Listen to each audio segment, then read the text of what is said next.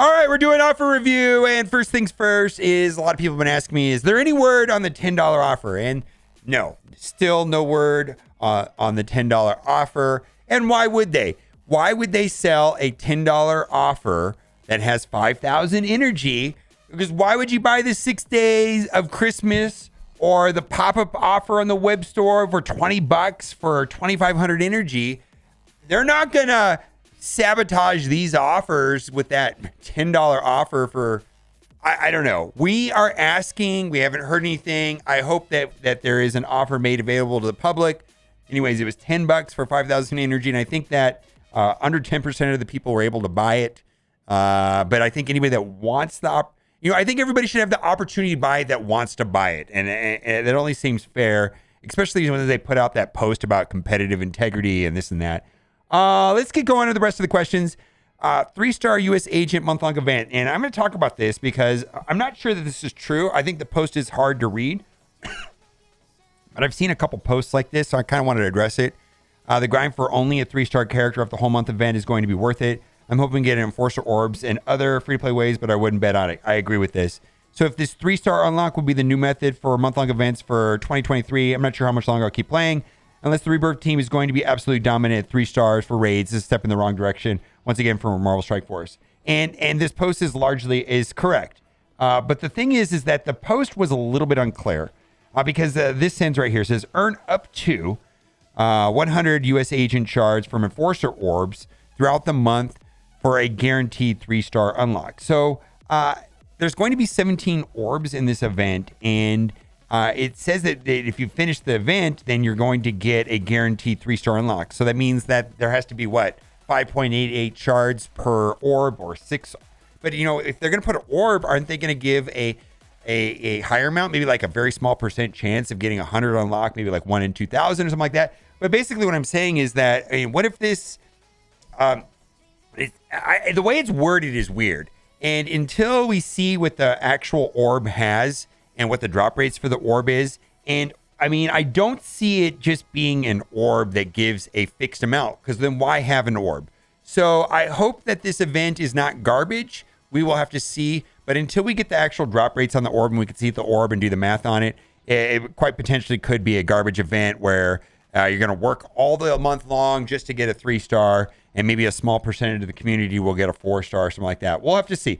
Let's move on. Probably the most trivial request for 2023, and actually I don't think this is trivial at all. I want new maps to fight in. Considering how vast the Marvel Universe is, I'm shocked that there aren't more locations we can fight in. Rainbow Bridge, Atlantis, Spar Sinister, Negative Zone, list goes on for a while. So here's the interesting thing, is we have all the same maps since the game launched 4 years ago. And the original development team, which was the Seismic Niantic group, if I believe, or I'm not really sure, but those people are long gone that originally developed the game, and now we have a replacement team.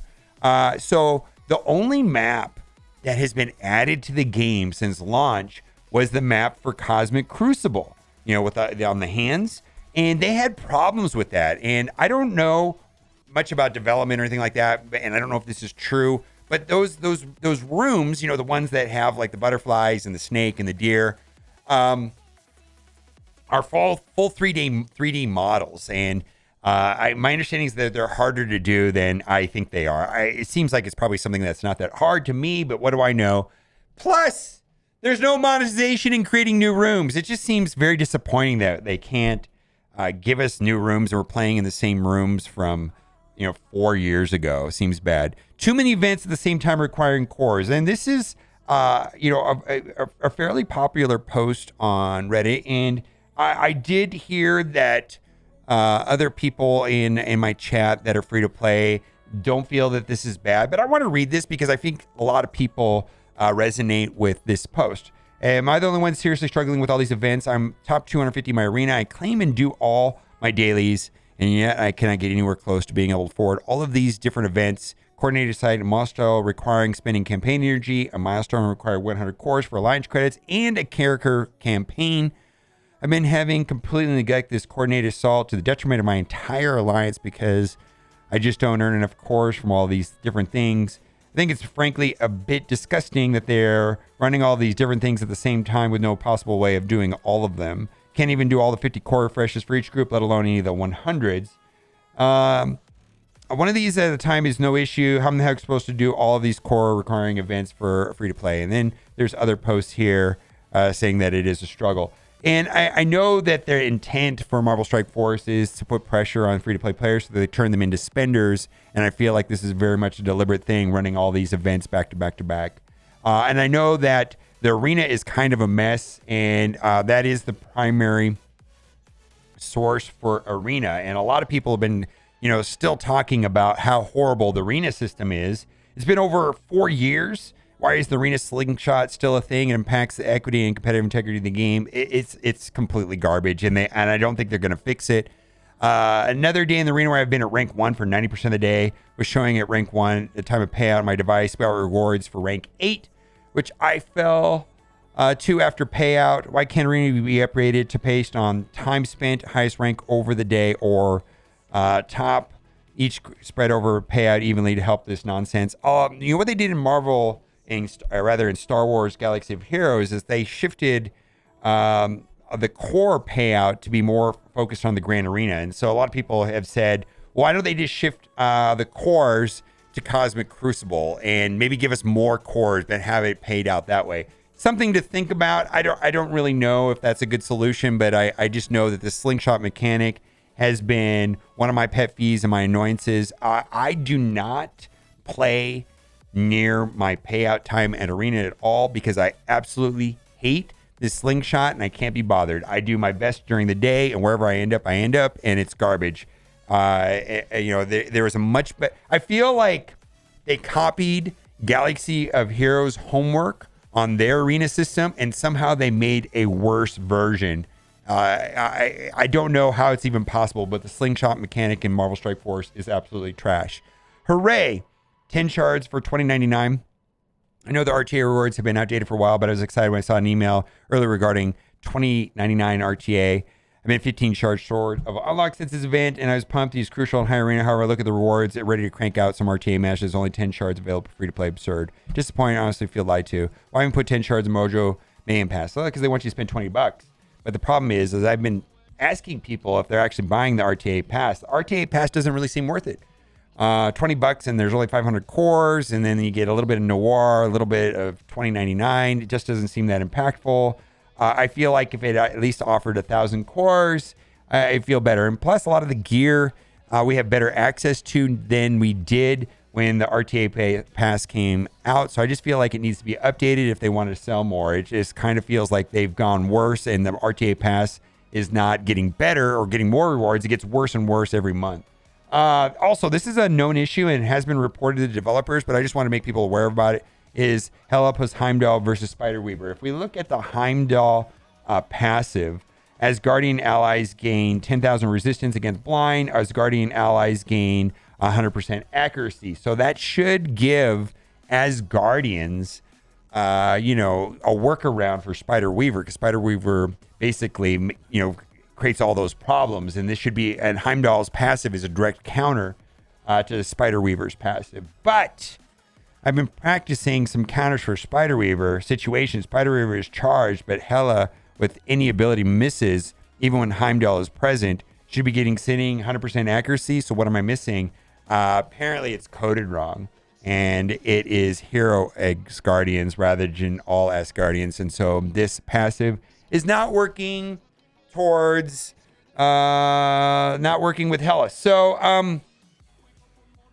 the developers have been made aware of this. At least it's been reported, and they either need to update the text or they need to make it work correctly. If it's supposed to say Hero as Guardians, fine. I feel it's kind of bad. It's a nerf, or they should make it work with Hela. Anyways, let's move on. Anyone else kind of disappointed, underwhelmed with Archangel? Morgan Le Fay changed the arena landscape as soon as she arrived. Red Hulk is more Hulk than any Hulk is. Absolute terror and war. Rogue is a pain to face if you don't neutralize her properly. Meanwhile, the most interesting thing about Archangel is the passive, which mostly benefits only him and the Death Seed, not even the Horse Speed or mutants in raids. He's basically the mutant Death Bowl, which isn't the worst, but I guess I was expecting more from the mutant Horseman. All three of his attacks are mostly generic and does damage abilities. Luckily, Death Seed is more a sum of all parts, and MSF and Dark Beast particularly are fantastic. Even when underpowered, I was able to solo the Doom 3.4 mutant lanes quite easily. Yeah, and I'm able to get through 3.5, not a problem, where it was a super big hassle with the other mutants. I guess he's doing what he's supposed to do, but there's still an opportunity. There's two things that could happen, I guess. There could be an awakened ability on Archangel that could make him better, and then there could also is going to be Apocalypse Kit, and maybe we don't know the whole picture. So it's still kind of hard to say. Now, the one thing I want to say about Archangel is kind of ties into this post right here, and I said this in a couple videos. Like I'm not taking, even though I'm putting Skirmisher or the Striker on Archangel, I'm only taking him to Blue ISO 3 because I don't know how it's going to interact with Apocalypse, and I'm not willing to spend the Blue ISO 4 until I know Apocalypse Kit, because this is the post right here. So what are the chances Apocalypse is actually going to be a Skirmisher?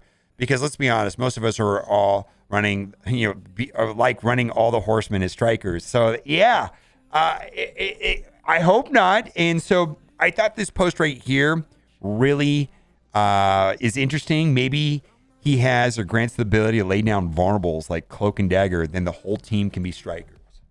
Yes! Please do that, Scopely. If you're watching right now, having Apocalypse have the ability to do vulnerables would be amazing.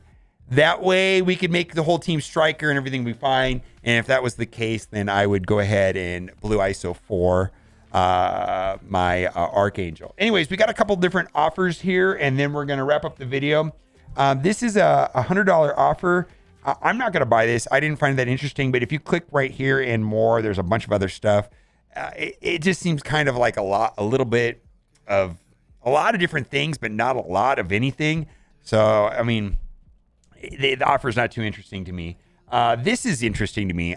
First of all, I really like Cersei and Icarus, and it's super annoying that Icarus is not farmable. He's boosted drop rates and premium orbs, which is not farmable. Yes, technically he's more available, and that's the wording of the post that they sent out to us in the spring. But anyways, $10 for 50 character charge of them. They are amazing characters, even though they've been out for a year. And then this offer right here kind of bothers me a little bit. No, that's not the right word.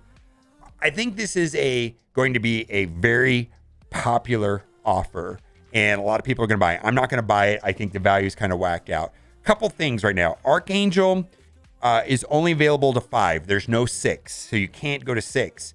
Dormammu, you can go to 5, and you can go to 6. It gets really pricey, and I see what this is going to be is that people are going to buy this offer twice, and it's going to move them towards having a 6 red Dormammu. So Dormammu's right now is capped at 6. Archangel is capped at 5 inside of the dark promotion credits. Anyways, this is a cracking snack. I'm not going to buy it, but anyways, I just wanted to talk about it. Maybe I just want to complain about it, because I know I'm going to face people that are willing to do that inside of my Crucible. But anyways, it is what it is.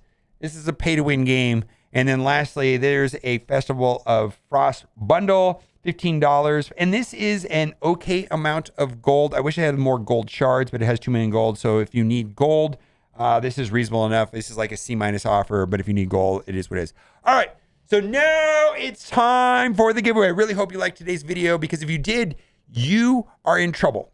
No, you are in luck. You're not in trouble. You're in luck. For every single person that likes this video, you will be getting for free in your account an 8 stars Mick Avengers.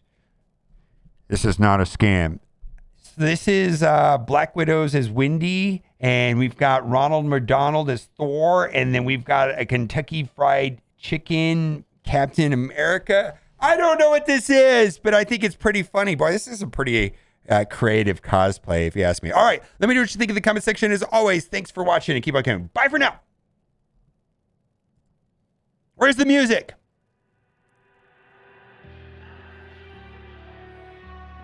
Because Americans are fat? What does that mean?